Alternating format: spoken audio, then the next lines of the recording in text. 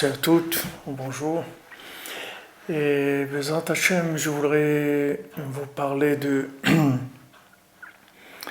quelques sujets, c'est-à-dire de reprendre un point que j'ai traité dans les cours ces derniers jours, et puis aussi vous parler de Tou Bishvat.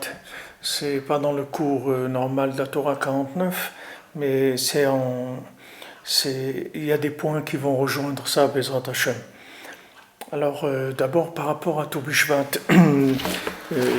Rabbi Nathan, on sait que Rabbi Nathan, il est né à Tou Bishvat. Rabbi Nathan, l'élève de Rabbeinu, il est né à Tou Bishvat. Et bien sûr, c'est pas un hasard, il n'y a pas de hasard. C'est-à-dire que Tou Bishvat, c'est le 15 Shvat, c'est le Rosh Chodesh des arbres. Et en même temps, c'est le 15 du mois, c'est là où la lune est pleine, c'est-à-dire c'est là où il y a le maximum de lumière de la lune. Alors comme il rapporte Rav Ben Nachman dans Corvéor, dans son livre Corvéor, il dit que Rabbi Nathan c'était la lune, Rabbi Nachman représentait le soleil, Rabbi Nathan la lune, puisque c'est l'élève qui a pu diffuser, divulguer, révéler, vivre, faire connaître, enseigner la Torah de Rabbi Nachman, comme l'a témoigné Rabbi Nachman. S'il n'y avait pas eu Rabbi Nathan, il ne serait rien resté de moi, même pas une page, même pas quelques mots. C'est-à-dire que Rabbi Nathan, c'est lui qui a fait vivre l'enseignement de Rabbi Nachman dans le monde. Alors, Rosh Hashanah La'ilanot, c'est-à-dire le Rosh Hashanah des arbres, qu'on a l'habitude de manger des fruits de l'arbre le jour de Tou Bishvat qui va être Bezrat Hashem lundi prochain. Alors ce Tou Bishvat, c'est le jour où on fête la montée de la sève dans les arbres, c'est-à-dire que les arbres ils vont reprendre leur vie. Comme Rabbi Nachman il rapporte dans Sichot Haran, il dit que pendant tout l'hiver, les plantes elles étaient sous terre, et dans le froid et dans l'attente de pouvoir commencer à sortir. Alors le jour de Tou Bishvat, c'est le début, c'est là où la sève monte, et de là ensuite petit à petit il y aura Bezrat Hashem, ça va pousser jusqu'à faire sortir les plantes, les arbres, etc. Alors, Rabbi Nathan, c'est ça, Rabbi Nathan c'est le début des fruits de Rabbi Nachman qui ont commencé à pousser. C'est-à-dire, si on veut, c'est la sève de Rabbi Nachman. C'est lui qui a commencé à faire développer l'enseignement de Rabbi Nachman, l'amener à la portée de chacun pour que chacun puisse recevoir de ces enseignements extraordinaires. Lui, il a sacrifié sa vie pour pouvoir être le porte-parole de Rabbi Nachman, pour pouvoir être celui qui a su traduire ces enseignements tellement élevés pour les mettre à notre niveau.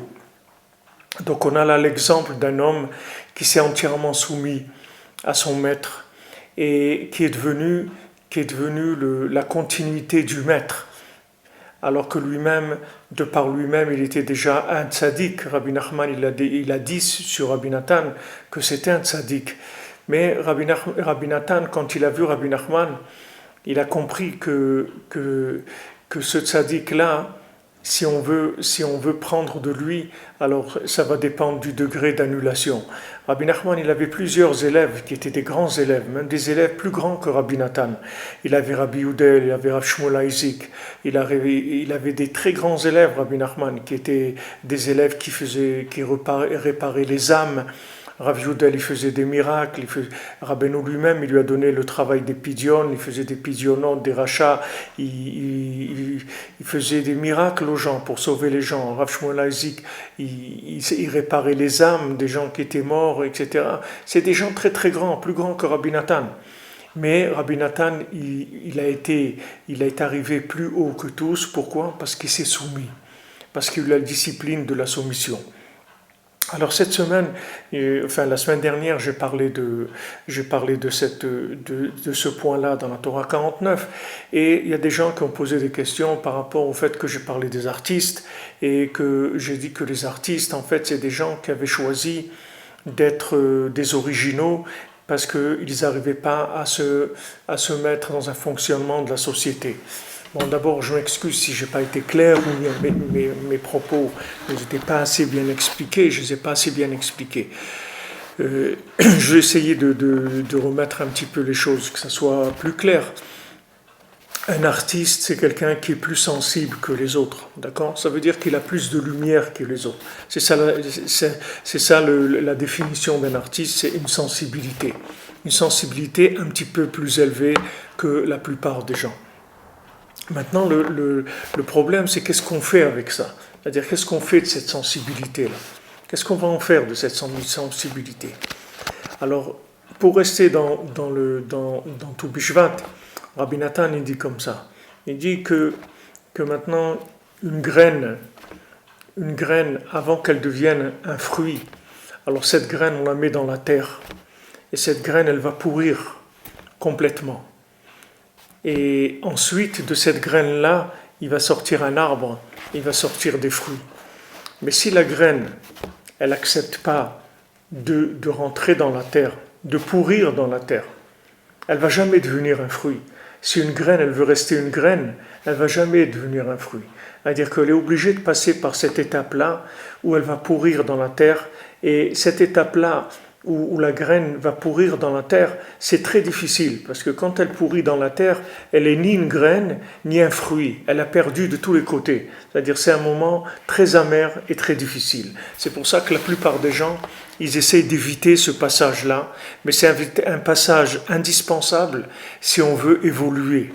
Alors, comme on voit dans le Sipurim Maasiot de Rabbi Nachman, dans le conte du fils du roi et du fils de la servante, on voit que le fils du roi, il a reçu de l'homme de la forêt une petite boîte, que cette petite boîte, lorsqu'il a placée sur un animal, elle se mettait à chanter. Alors il était très, très content d'avoir eu cette boîte-là qu'il a reçue de l'homme de la forêt. Et à un moment, il arrive parce que le fils de roi, il était en recherche de lui-même, il sentait en lui qu'il avait une grande lumière, une grande énergie, mais d'un autre côté, il n'arrivait pas à trouver comment la canaliser, comment la faire sortir.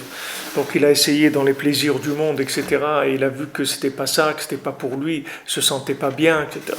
Et il cherchait à retrouver sa royauté, qui était sa véritable nature. Donc il a rencontré cet homme de la forêt qui lui a donné cette petite boîte. Quand il la mettait sur un animal, cette boîte se mettait à chanter. Alors à un moment, il a entendu qu'il y avait un pays qui avait perdu son roi, et donc il a été intéressé pour aller vers ce pays, voir s'il pouvait se présenter que pour prétendre à la royauté dans ce pays qui avait besoin d'un roi. Donc quand il est arrivé proche de ce pays, et je vous lis dans le texte, il a rencontré un cavalier. Le cavalier lui demanda de lui vendre l'instrument. Alors le cavalier lui a dit, vends-moi cette petite boîte. Le fils du roi répondit, que pourrais-tu me donner pour un si merveilleux instrument? C'est-à-dire un instrument comme ça, de musique extraordinaire, qu'est-ce que tu vas me donner en échange? Le cavalier lui répondit, que peux-tu donc faire avec cet instrument? Le cavalier lui a dit, qu'est-ce que tu vas en faire? Peut-être une comédie qui te rapportera quelques sous. Tu vas faire une comédie, ça va te rapporter un peu d'argent. Quant à moi, j'ai quelque chose de bien meilleur que ton instrument. Je connais une telle chose que j'ai reçue de mes grands-parents et de mes arrière-grands-parents, et qui permet de déduire une chose à partir d'une autre.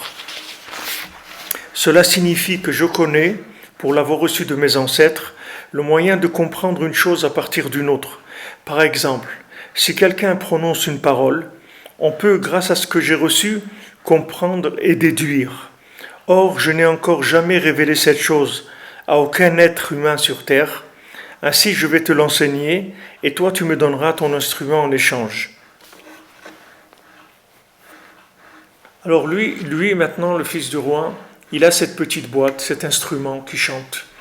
Et il voit cet homme, ce cavalier, qui lui propose ce marché-là, qui lui dit, voilà, toi, tu me donnes cette boîte-là, et moi, je vais t'apprendre, je vais te donner la chokhma, la science de la déduction. la sagesse de la déduction. Tu vas apprendre à déduire. C'est-à-dire que quand tu vas voir quelque chose, tu vas pas voir la chose comme elle est, tu vas déjà déduire une chose de cette chose-là. Alors le fils du roi, il a accepté. Il a donné son instrument et il a reçu ça. Maintenant, c'est sûr que le moment où il a donné son instrument, c'est comme le moment dans l'exemple que je vous ai donné de Rabbi Nathan, qu'il met la graine dans la terre et elle pourrit. Parce qu'au moment où il lui donne l'instrument, il n'a rien reçu encore. L'autre, il lui a dit, je vais te donner quelque chose d'extraordinaire que j'ai reçu. Mais lui, il ne sait pas ce que c'est. Lui, pour l'instant, il sait ce qu'il a. Il a une boîte qui chante.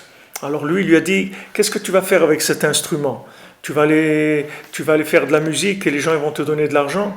Parce que, entre parenthèses, 90% des artistes, en général, ils finissent des commerçants. C'est très rare de trouver des artistes qui sont des artistes qui ont leur vie professionnelle, c'est-à-dire qui sont des boulangers ou des bouchers ou des cordonniers, et qu'à côté, ils font de l'art, ils font de la peinture, ou ils font de la musique, ou des choses comme ça. C'est-à-dire que la plupart des artistes, ils vivent de leur art. Il y a un moment où ils deviennent des commerçants.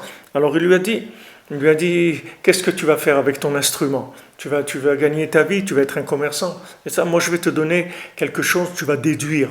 Alors maintenant, si vous voulez, l'artiste, c'est quelqu'un qui a une sensibilité. Il a cet instrument extraordinaire que quand il met sur un animal, ça fait de la musique. C'est-à-dire qu'il arrive à élever le côté animal de l'homme, le côté commun, le côté bourgeois, le côté standard de la société, etc., pour aller vers quelque chose de plus grand.